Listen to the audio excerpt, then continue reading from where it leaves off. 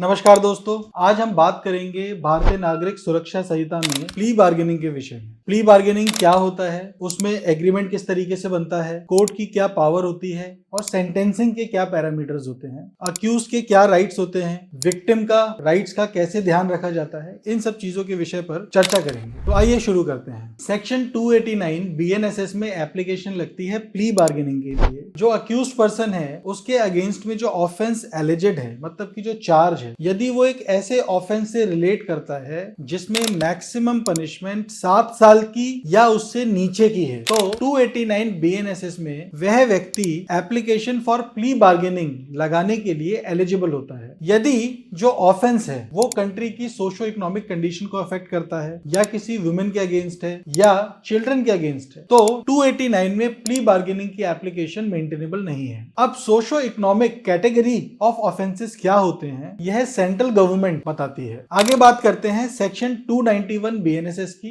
जो कि बात करता है म्यूचुअली सेटिस्फैक्ट्री डिस्पोजिशन के बारे में, यानी कि MSD। MSD का मतलब होता है म्यूचुअली सेटिस्फैक्ट्री डिस्पोजिशन, यानी कि म्यूचुअल एग्रीमेंट, जो कि विक्टिम और अक्यूज्ड के बीच में होता है। यदि विक्टिम और अक्यूज्ड म्यूचुअली सेटिस्फैक्ट्री डिस्पोजिशन पे पहुंच जाते हैं, जिसमें कि अक्यूज्ड बार्गेन करता है कि जी मेरे को लिबरल अप्रोच लेकर के छोड़ दिया जाए, और विक्टिम उस पे अपनी कंसेंट दे देता है, और ऐसी कंसेंट देने के एवज में हो सकता है अक्यूज्ड विक्टिम को कॉम्पेंसेट करे, और यदि विक्टिम कॉम्पेंसेशन लेने से मना कर देता है तो अक्यूज्ड का कॉम्पेंसेशन देना जरूरी नहीं है। हालांकि कोर्ट अपनी डिस्क्रिप्शन में डायरेक्ट कर सकता है कि अक्यूज्ड कोई स्पेसिफिक कॉम्पेंसेशन विक्टिम को दे। मान लीजिए ट्रैवल एक्सपेंसेस देने के लिए कोर्ट अक्यूज्ड को डायरेक्ट कर सकता है। म्यूचुअली सेटिस्फैक्ट्री डिस्पोजिशन पे अराइव करने के लिए जरूरी है कि सभी पार्टीज वॉलेंटरीली एक्ट करें, और जो अक्यूज्ड पर्सन है जब वह अपनी एप्लीकेशन फॉर प्ली बार्गेन को लगाएगा तो कोर्ट उनको बताएगा कि उसके कॉन्सिक्वेंसेस क्या हो सकते हैं। हो सकता है कि उनको कस्टडी में भी जाना पड़े।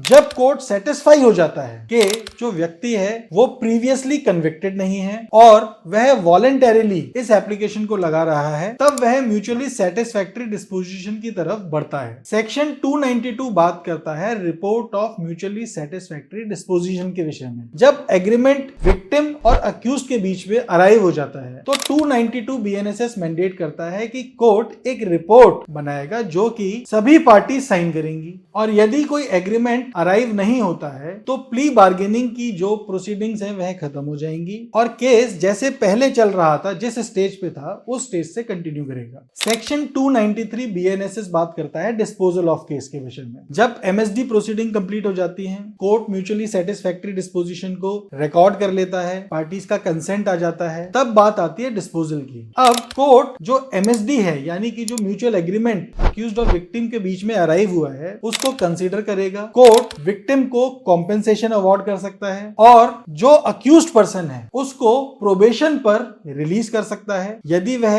293 के प्रोविजन में एलिजिबल है। एलिजिबिलिटी डिसाइड करने के लिए ज्यादातर कोर्ट यह देखते हैं कि जो अक्यूज्ड है वह प्रीवियसली कन्विक्टेड नहीं है, मतलब कि वह फर्स्ट टाइम ऑफेंडर है। तो हमारा लॉ क्योंकि रेफॉर्मेटरी अप्रोच पर चलता है, इसीलिए वह अक्यूज्ड को एक मौका देता है सुधरने का, एक बॉन्ड साइन करके कि वह एक अच्छा कंडक्ट मेंटेन करेगा during the bond period. Number 3, court impose कर सकता है एक रिड्यूस्ड सेंटेंस यदि अक्यूज्ड फर्स्ट टाइम ऑफेंडर है। रिड्यूस्ड सेंटेंस का मतलब है कि यदि कोई मिनिमम सेंटेंस प्रिस्क्राइब्ड है तो 1/4 of the minimum sentence court दे सकता है, और यदि मिनिमम सेंटेंस प्रिस्क्राइब नहीं है तो ऐसी परिस्थिति में मैक्सिमम सेंटेंस का 1/6 कोर्ट अवॉर्ड कर सकता है। सेक्शन 294 बात करता है जजमेंट एंड फाइनलिटी के बारे में। 294 BNSS कहता है कि जजमेंट जो है वह ओपन कोर्ट में डिलीवर होना चाहिए, प्रिजाइडिंग जज उसे साइन करेगा। सेक्शन 295 इंश्योर करता है कि जजमेंट फाइनल होगा, मतलब कि प्ली बार्गेनिंग की जजमेंट के अगेंस्ट में कोई अपील लाई नहीं करती। हालांकि यदि अक्यूज्ड को कोई प्रेजुडिस कॉज हुआ है जजमेंट पास करते समय, तो वह ऐसी जजमेंट को एक रिट के माध्यम से आर्टिकल 227 ऑफ द कॉन्स्टिट्यूशन में हाई कोर्ट में चैलेंज कर सकता है, और SLP में यानी कि आर्टिकल 136 ऑफ द कॉन्स्टिट्यूशन में डायरेक्टली सुप्रीम कोर्ट में भी चैलेंज कर सकता है। सेक्शन 296 में कोर्ट के पास पावर दी गई है बेल, ट्रायल या सेंटेंसिंग की, जो कि इंश्योर करता है एक बैलेंस्ड अप्रोच को towards the justice.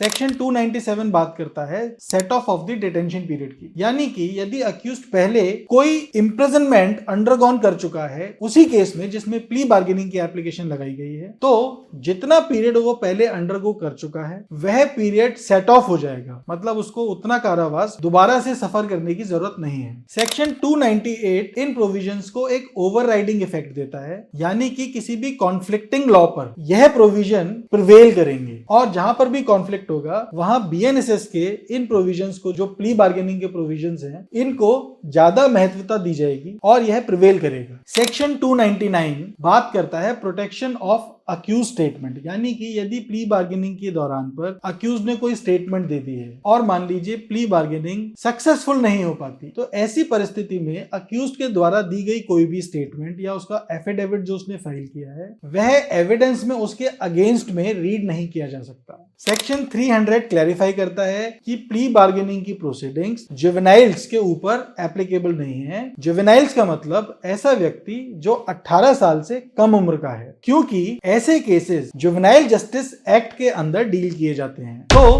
Plea bargaining ensure करता है एक एक्सपीडिशियस जस्टिस, कोर्ट का जो बैकलॉग है केसेस का उसको कम करने में हेल्प करता है, फेयर सेंटेंसिंग, एक लिबरल अप्रोच अक्यूज्ड के लिए अडॉप्ट करने के लिए एम्पावर करता है कोर्ट को, और यदि प्ली बार्गेनिंग को इफेक्टिवली एंड एफिशिएंटली इस्तेमाल किया जाए तो इसमें विक्टिम और अक्यूज्ड दोनों के लिए एक एक्सपीडिशियस जस्टिस का रास्ता हमेशा खुला है। यदि आपको हमारा वीडियो इंफॉर्मेटिव लगा हो और पसंद आया हो तो चैनल को सब्सक्राइब करना ना भूलें और अपना फीडबैक कमेंट में शेयर करना ना भूलें। ऐसी और क्रिस्पी एंड लीगल जानकारी के लिए हमारे साथ जुड़े रहें। धन्यवाद।